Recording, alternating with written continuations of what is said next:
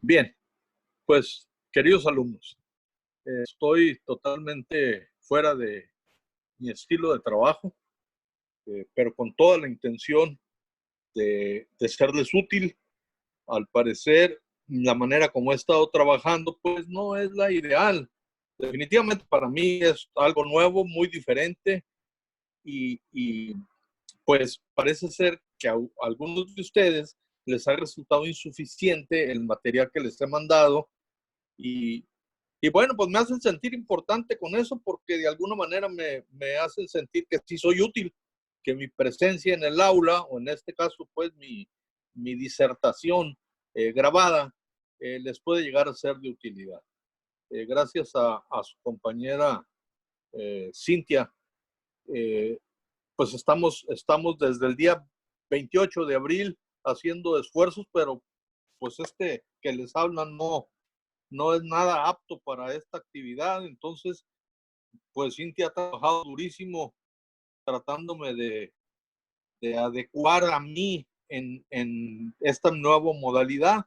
Llevé un curso con la doctora Norma Patricia Fernández, Figueroa Fernández y pues no le digan, pero pues tampoco parece que fui muy buen alumno. Pero en fin, Dios nuestro Señor siempre nos ayuda a resolver todo y yo tengo la mejor de las voluntades. Entonces, pues qué más quisiera que podernos ver allá en la escuela y en el aula para poder explicar y verles la carita y verles los ojos, y en los ojos de ustedes yo veo si me estoy explicando o si no me estoy explicando. Y bueno, pues desgraciadamente eso no es posible, pero voy a explicar creyendo que todo el mundo le estoy explicando adecuadamente, porque dicen que si dice uno me está entendiendo es una majadería. Bueno, pues me estoy explicando o no adecuadamente, ya me lo harán saber, porque va a quedar esto grabado para que ustedes lo accesen a la hora que quieran. Eh, Precisamente hoy me llegó un mensaje del doctor Gilberto Valenzuela Vázquez, nuestro subdirector, y me decía el doctor, nos decía, pues era un mensaje circular, nos decía que no les carguemos la mano, y no, pues yo es lo que menos he hecho, y que no trabajemos el sábado ni domingo ni fuera de horarios, pues es lo que menos quisiera yo, que lo único que quiero es más, no pretendo que ustedes trabajen, pretendo yo trabajar como se los dije el primer día de nuestro curso. El del trabajo soy yo, ustedes son el auditorio y me escuchan y aprenden, primero Dios. Pero bueno, ese es mi preámbulo y me acordé y se me ocurrió decirles eso porque en esta imagen aparece que me preparé precisamente para el día 28 de abril, que fue creo que antier, y porque precisamente todo esto nació el lunes 27 y al día siguiente empezaron los esfuerzos de Cintia por hacerme, pues por prepararme para ser útil. Pero en fin, permítanme iniciar para tratar de aclarar un poco las cosas. Estas imágenes que vamos a ver son las imágenes que les mandé el primer día que trabajé en esto, de la modalidad como yo pensaba hacer las cosas, mandárselos para que ustedes lo vieran, y lo que no entendieran me preguntaron, pero parece que no funcionó y eso es lo de menos. Entonces, bueno, este trabajo es un trabajo antiguo que presenté yo alguna vez en algún lugar, cuando era moda el, el, las alternativas de bloqueo mandibular que no fueran el bloqueo de la espina de Spix, que es la mandibular tradicional, clásica. Perdón. Entonces, era una moda por allá en los años 80 y 90 del siglo pasado. No todo mundo estaba enterado de que existían alternativas del bloqueo de los nervios eh, dentario inferior o alveolar inferior, el bucal largo, el lingual, y en consecuencia de que si está bloqueado el dentario inferior, pues ya se acordarán que lo platicamos alguna vez, automáticamente están bloqueados el mentoniano y el incisivo. Pero bueno, si hay alguna duda, estoy abierto a la hora que sea. Para mí no hay horarios. eh, Total, si no lo veo, pues no lo contesto, y cuando lo vea yo les contesto lo que se pueda llegar a ofrecer. Pero bueno, les decía que Este material es producto de una plática que yo tuve en alguna ocasión en el pasado, cuando esto era moda. La fecha pues, se las puse del martes, pero le tuve que quitar una del siglo pasado, pero para usarlo con ustedes. Entonces, a la plática la llamé así: alternativas del bloqueo del nervio mandibular y sus ramas. Se podrán acordar, es el B3, el nervio mandibular, rama del trigémino, y ese B3 tiene muchas ramas, pero las que a nosotros nos competen básicamente son el dentario inferior, el lingual y el bucal largo, como les decía hace un momento. Entonces, todo lo que yo hago de trabajo como disciplina personal, le pongo un objetivo. ¿A qué le tiro? ¿Qué espero? ¿Qué deseo? Y bueno, pues era presentar, en este caso a ustedes, pero en aquella ocasión al auditorio, un análisis entre las tres diferentes alternativas del nervio mandibular y sus ramas. Perdón. En este momento, como primera análisis, primera presentación, voy a hablarles nada más del dentario inferior, perdón, del bloqueo del dentario inferior en el tradicional, en el clásico, en el de la espina de Spix, que algún día les debo de haber mencionado ya, pero no me acuerdo, que es el bloqueo mandibular ícono de la anestesia en odontología. No sé por qué, pero la gente que no está inmersa en esto, que no tiene la información suficiente, cuando oye anestesia en odontología, todo el mundo piensa que es el piquete de aguja en el área del agujero dentario inferior por atrás de la espina de Spix. Es pues el ícono de la anestesia en odontología, y ustedes y yo sabemos que es mucho más que eso la anestesia en odontología, pero bueno, es la idea popular que se tiene de las cosas. Entonces, las alternativas básicamente son tres. El bloqueo, este que les estoy hablando y que vamos a revisar hoy, que es la técnica mandibular de la espina de Spix, que les comento, es la que yo aprendí cuando fui estudiante, en los años de 1960 a los 70, que fue cuando yo estudié, de 1968 a 1973, el bloqueo mandibular único era el de la espina de Spix.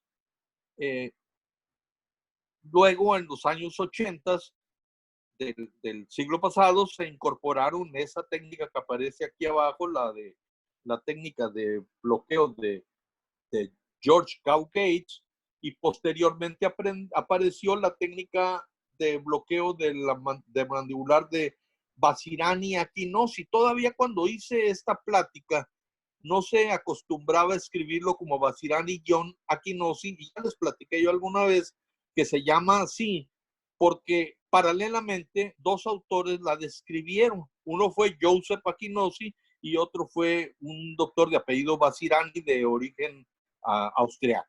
En fin, les decía también algún día en clase que el nombre de técnica de la tuberosidad es un mal nombre, porque si ustedes recuerdan, al bloqueo de los nervios alveolares pósteros superiores también se le llama técnica de la tuberosidad y se presta a confusión.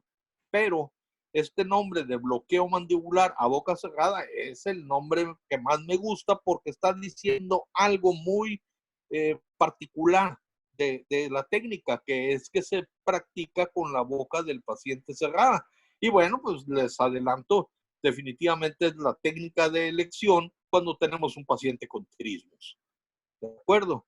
Pero en fin, hoy día ya no lo van a encontrar ustedes en la literatura como técnica de Aquinosi, porque por darle su crédito al doctor Basirani, pues le ponen el apellido de él, Basirani-Aquinosi, y es la técnica de los dos. Y asunto del grado es una decisión muy salomónica, como se dice coloquialmente. Pero bueno, este cuadrito lo elaboré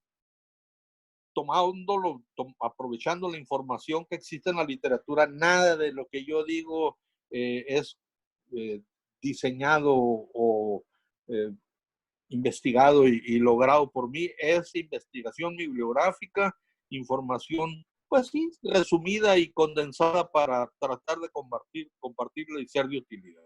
Y aquí están los nervios que ya les mencioné. y las tres diferentes técnicas que les he mencionado y cuáles de esos nervios se bloquean en cada una de ellas, ¿sí? Pero pues no es más que para dejar las cosas en claro, ¿de acuerdo? Entonces, bueno, este nombre me gusta mucho, es de la que vamos a hablar esta ocasión, es el nombre de técnica mandibular tradicional, que pues seguramente alguien de mi edad o un poquito más viejo, si es que aún vive alguno por ahí, ni siquiera aceptaría lo de tradicional, diría la mandibular de la espina de Spix, si acaso. Hoy día a mí me encanta ese nombre y más me gusta el nombre de mandibular clásica. Clásica porque ha pasado la prueba del tiempo. Es una técnica que ya existía cuando yo estudié y hoy día estamos en el 2020, el año de la pandemia de COVID-19 que ustedes nunca van, ninguno de nosotros vamos a olvidar y por eso estamos en estas inmersos precisamente por esa situación que estamos viviendo. Pero bueno, la técnica mandibular de la espina de Spix, que es un nombre más adecuado, no está mal decirle tradicional porque es la que todo el mundo conoce y clásica porque ha pasado la prueba del tiempo, ¿sí? Pero bueno, tiene una característica muy interesante, que es una inyección baja, pero si es baja realmente, es una inyección mala. Ahorita les voy a decir por qué. Lo que pasa es que es una inyección baja porque es la más bajita de las tres. George Gates, que les voy a platicar en la próxima ocasión que les mande explicación sobre la técnica, va a ser sobre la de George Gates y es muy alta y es a nivel del cuello del cóndilo. La de Basilania equinosi es inmediatamente por abajo de la escotadura sigmoidea. Entonces es mucho más arriba también, no tanto como Gates, pero es mucho más arriba que dentario inferior, espina de Spix, ¿de acuerdo? Pero bueno, esta técnica se va a aplicar en sentido superior inferior a 1 centímetro por arriba del plano oclusal inferior, lógicamente, ¿sí? Pero bueno, vale más ser reiterativo que omitir información. Entonces, es una técnica baja, es una técnica que se aplica a 1 centímetro, súper inferiormente a 1 centímetro por arriba del plano cruzado. ¿Por qué hago tanto hincapié en ello? Bueno, pues resulta que si no pensamos en este bloqueo de una manera tridimensional, como yo les he comentado ya en clase más de alguna ocasión, porque conozco perfectamente que soy por viejo y por mi costumbre de estilo de trabajo, altamente repetitivo de lo que considero importante. Entonces, si pensamos unidimensionalmente, pues aquí está ya una ubicación, 1 centímetro por arriba del plano cruzal, pero estoy perdido porque me falta, esto es súper inferior, pero me falta antero posterior y me falta intero externo, si se acuerdan, ¿no? He insistido mucho en ello. Pero bueno, súper inferiormente es a 1 centímetro por arriba del plano cruzal, antero posteriormente es a las 3/4 partes, yendo de adelante hacia atrás de la distancia entre la escotadura coronoidea y el gafé pterigomandibular. Ustedes y yo, en las clases iniciales, establecimos perfectamente la ubicación de la escotadura coronoidea, que es la parte más profunda del borde anterior de la rama ascendente mandibular. Y hasta nos reímos un poco por ahí porque nos pusimos a observar las bocas de todos para ubicar al gafé pterigomandibular. Entonces, la distancia entre la escotadura coronoidea y el gafé pterigomandibular la vamos a subdividir en mitades y cuartas partes y a la unión de la tercera con la cuartas partes, ahí es donde vamos a inyectar antero posteriormente. Entonces ya tenemos el super inferior y ya tenemos el antero posterior. Me falta ahora que voy a definir cuál es la ubicación interexterna y es al hacer contacto con hueso, que será la cara interna de la rama ascendente mandibular, pero ese contacto con el hueso tendrá que ser a la altura del agujero dentario inferior. Y no, ya se los dije alguna vez también, no estamos hechos con molde los seres humanos, no somos muñecos igualitos. Entonces, algunos tenemos el agujero dentario inferior, bueno, la rama ascendente mandibular orientada más cerrada o más abierta, y en consecuencia el agujero dentario inferior pues se mueve con la rama, va, es parte de ella, ¿no? Entonces, a veces no se logra llegar al punto por falta de contacto con el hueso, por una orientación, podríamos decir, inadecuada, pero una orientación diferente en el paciente. Entonces, viniendo del premolar del lado opuesto, tenemos que hacer contacto con el hueso entre 20 y 25 milímetros de profundidad de penetración de aguja. Y si no se hace contacto con hueso, no estamos en esa posición. Entonces, lo que se tiene que hacer es variar la angulación. O sea, si ven, aquí creo que eso aparece en esta transparencia, aquí está.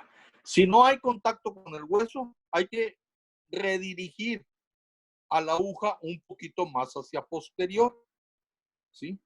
Porque si no hay contacto con el hueso, nos fuimos para atrás. Y atrás está la parótida. Y en la parótida pasa el nervio facial. Y si el nervio facial, quién sabe qué dice.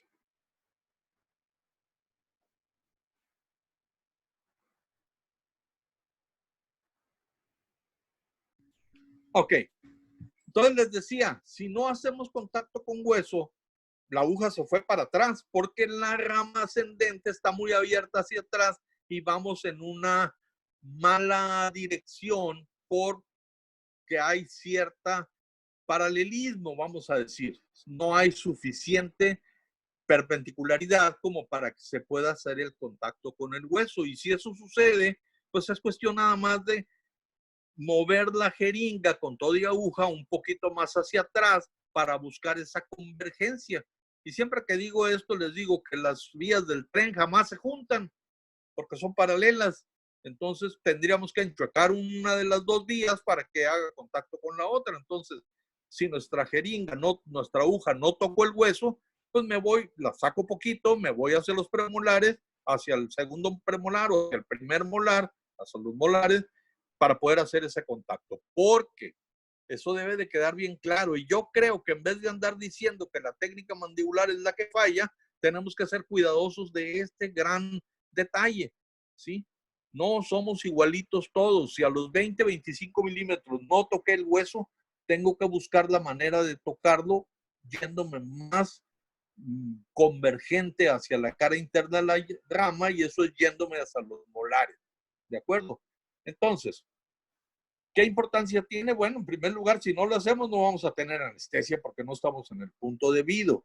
Y en segundo lugar, es probable, pudiera remotamente, no imposible, pero sí pues, probable, pudiéramos inyectar en la parótida, y si le inyectamos a la parótida, pudiéramos provocar una parálisis facial por anestesia, la cual no es permanente, pero es muy desagradable para el paciente y muy penoso para nosotros. Entonces, pues no hay como saber lo que está pasando para que no nos suceda. ¿De acuerdo? Y lo que les decía hace un momento puede ser exactamente al revés. La rama ascendente puede ser, en vez de muy abierta hacia atrás, muy cerrada. Y viniendo del primer premolar, primero, segundo premolar, del otro lado, pudiéramos entrar y luego encontrarnos el hueso. Y si nos encontramos el hueso luego, pues estamos muy anteriores con la punta de la aguja, anteriores a la espina de Spix y al dentario inferior, y entonces tampoco va a haber anestesia adecuada. El único nervio que podríamos bloquear ahí sería el bucal largo, porque es el más anterior de los tres, ¿de acuerdo? Pero bueno, eso se corrige cambiando la dirección de la aguja y de la jeringa, en consecuencia, la de la aguja, pues cambiándola hacia los anteriores, para que se toque el hueso a más o menos a una penetración de 20 a 25 milímetros, que es lo que algún día les dije al principio del curso, les dije, y algún día más adelante en el desarrollo del curso les voy a decir, y se tiene que tocar el hueso. Y cuando empezó el curso yo les dije, no toquen nunca el hueso porque tocan el periósteo y duele mucho. Y bueno, no me vayan a interpretar como que me estoy contradiciendo. Lo que pasa es que aquí, para saber que estamos haciendo las cosas bien, tenemos que tocar al hueso a una penetración de 20 a 25 milímetros, si no, aquello no sirve. ¿De acuerdo? El que la pone, la técnica mandibular de la espina de Spix a una penetración de menos o que nunca tocó el hueso y le pone anestesia, está perdiendo el tiempo o está corriendo un riesgo elevadísimo de fallar en su bloqueo. Y luego dicen que es la técnica que más falla. Pues lo que está fallando es el operador que no está haciendo las cosas adecuadamente y se está teniendo, y eso sí es cierto, pero no vale la pena basarse en eso, a que a lo mejor le atinan porque como la anestesia se difunde en los tejidos, eso la verdad es que no es no es lo que el paciente espera de nosotros para acabar pronto, ¿de acuerdo? Entonces, bueno, le vamos a previa aspiración, ya saben, todo lo que ya hemos platicado con cualquier inyección, y le vamos a infiltrar la mitad del cartucho o la totalidad del cartucho como lo maneja el doctor Stanley Malamed en su libro. ¿De acuerdo? No se les olvide, por favor, en las 3 técnicas mandibulares, este paso de regresar al paciente hacia la posición vertical nos va a ayudar a la posición de sentado para que quede vertical el tronco. Va a ayudar a que caiga el anestésico hacia abajo y entonces tenemos un plus a favor. ¿De acuerdo? Bien. Entonces, aquí estoy tratando de señalar en este modelito. Desgraciadamente ustedes y yo hemos trabajado con la mandíbula en la mano, con el maxilar en la mano, como debe de ser. Bueno, pues también hay modelitos de plástico que ayudan, pero para nada se parecen ni resuelven las cosas a satisfacción como un hueso de ser humano, que bueno, es medio burdo, medio tosco, pero es la mejor manera. Bendito sea Dios. Entonces, bueno, en este modelito, que no es nada malo, es muy bueno, ustedes pueden observar que el borde anterior de la gama ascendente es cóncavo y esa sonda está ahí para señalar esa concavidad, ¿sí? Esa concavidad se llama escotadura coronoidea y ustedes pueden ver aquí que está más o menos a 10 milímetros de plano oclusal, lo que ya dijimos hace un momento. Por eso es una inyección baja, porque la otra es en el cuello del cóndilo Gauge y la otra es Bacillania equinosi por abajo de la escotadura sigmoidea. Entonces, Malamed en su libro nos dice, la escotadura coronoidea es tan importante, o sea, este punto que les estoy señalando aquí con esta sonda, es tan importante que las 3 técnicas que vamos a describir, que las que vamos a hablar, las 3 toman en cuenta o usan como referencia anatómica a la escotadura coronoidea. Entonces, pues es muy importante. Por eso la señalé aquí pues para acordarme y destacar esa importancia. ¿Sí? Entonces, pues no sé, creo que con esto ya describí lo que quería acerca de la técnica esta. Aquí está más o menos como vendría cuando penetre viniendo los premolares del otro lado, es el punto a donde vendría a dar. ¿Sí? Sí, no, aquí ya empieza lo que se refiere a Gauge, que es por acá, a este nivel, ¿sí? Del cuello del cóndilo. Pero bueno, hoy, en este momento, yo solo quería hablarles de esta y quedar. En primer lugar, espero que ustedes lo vean, lo revisen. Ya tienen estas imágenes porque se las envié hace algunas semanas cuando todo este asunto empezó. Pero bueno, parece que no era lo ideal y estoy tratando de regresarme sobre mis pasos para buscar el ideal y serles útil a ustedes. Entonces, finalmente de eso se trata, ¿no? Entonces, ya veremos Gauge y Bacillania equinosi en una futura ocasión. Y les digo, pues quedo abierto para que ustedes lo vean cuando quieran, que tengan tiempo, ojalá que lo vean todos y me hagan las preguntas por el Blackboard, por mensaje en Blackboard o la manera como quieran, pero me contactan y me preguntan y por la misma vía yo les contesto con mucho gusto en la medida de mis posibilidades. Pues no es que yo tenga la solución en la mano, pero de que tengo la experiencia, pues ni modo que no. Entonces estoy para servirles y bueno, me acaban de mandar otro mensaje de la administración de la facultad, donde me dicen que el 1 de junio sí. Yo, como buen viejo, les digo, Dios quiera que así sea, porque la verdad es que quién sabe, pero ojalá que sí, porque nada me haría más feliz que con uno de ustedes sentado en un sillón y una jeringa en la mano, explicarle las 3 técnicas y el tema que aparece por aquí más adelante, que también quiero comentar con ustedes en algunas 2, 3 ocasiones más, lo que se refiere a los anestésicos locales como fármaco, pero con un enfoque puramente clínico. En fin, bueno, pues muchas gracias por atender mi disertación y ojalá que les sea de utilidad. Hasta luego. ¿Qué onda, hija?